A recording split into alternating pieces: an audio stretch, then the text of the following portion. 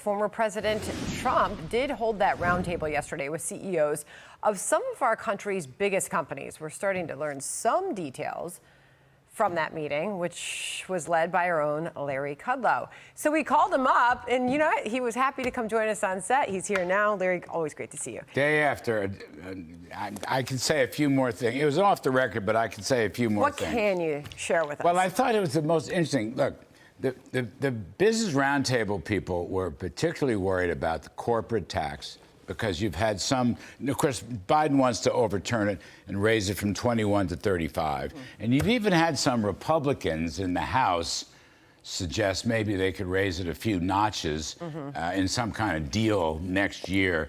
So I asked President Trump directly, will he keep the 21% corporate tax rate?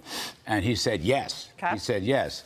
And then, as is his custom, he ruminates about the whole story.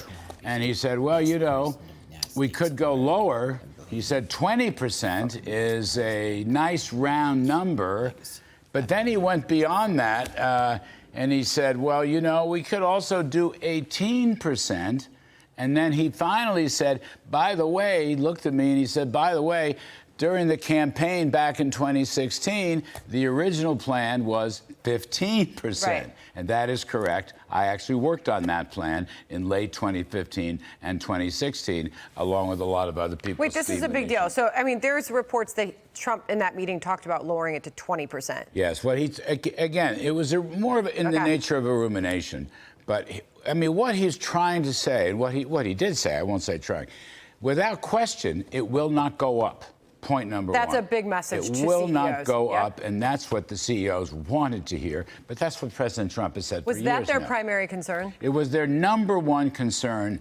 I spoke to some of them before the meeting. I spoke to Business Roundtable staff before the meeting. It was their number one concern. So what Mr. Trump is saying is, no, Biden wants to raise taxes. I want to cut them. He's saying, I'm a growth guy.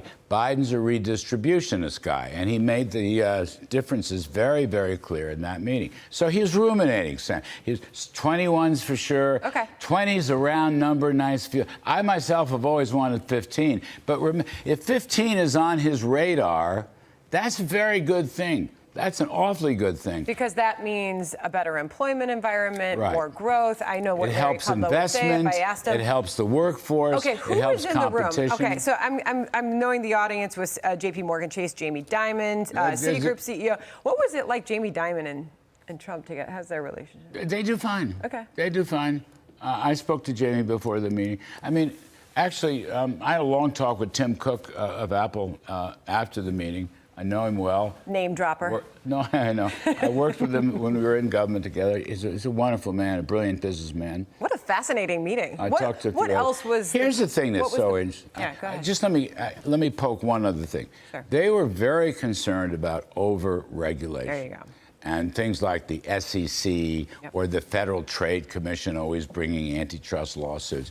And Mr. Trump was very clear that those agencies would be reined in and he would make much different appointees, and that there's no fourth branch of government. The other thing he mentioned that should probably get some more airtime, with respect to the border catastrophe, and of course he wants to close the border, and he's very tough on that, and crime and deportation.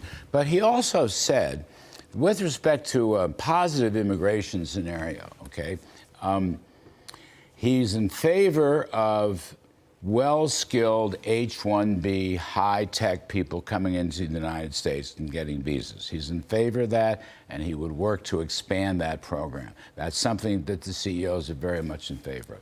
The other thing, Sandra, that he mentioned, though, and this is a long-time Trump priority but never got off the ground, young people who are in the United States, provided that they're vetted and have a visa, if they go to college in the United States, they should be able to stay and work in the United States. Right now, the way the system is, you're only here for a limited amount of time and you have to leave. And he said clearly, I want America to be a magnet for the best and brightest people all around the world.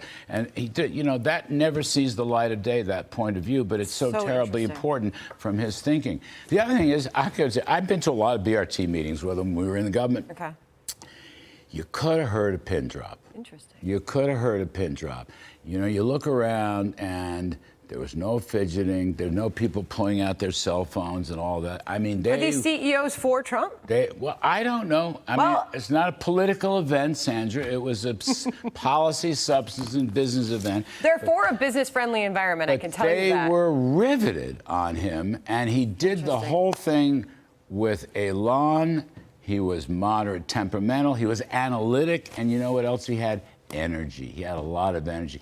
I think he may have had more energy than the interviewer. That's not possible, Larry. Well, I that know, is but not I'm telling possible. you, he was on his game. Well, thank you very much for sharing what you could from that meeting. Very informative. All right, good to see you, Larry. Bye. We'll see you at 4 o'clock on FBN. Appreciate it. All right. Hey, Sean Hannity here. Hey, click here to subscribe to Fox News YouTube page and catch our hottest interviews and most compelling analysis. You will not get it anywhere else.